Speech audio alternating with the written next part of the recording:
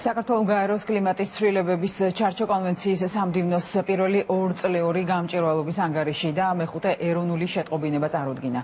დოკუმენტები ასახავს ქვეყნის მიერ კლიმატის ცვლილების შერბილებისა და ადაპტაციის მიმართულებით მიღწეულ შედეგებს. ასევე პარიზის შეთანხმების ფარგლებში გამჭვირვალობის უზრუნველყოფისა და ვალდებულებების შესრულებას.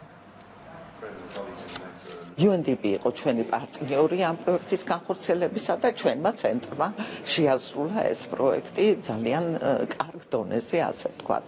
და მთავარი იყო ის, რომ დროულად ჩააბარა საქართველომ თავისი ანგარიშები კლიმატის ცვლილების ჩარჩო კონვენციის სეკრეტარიატს.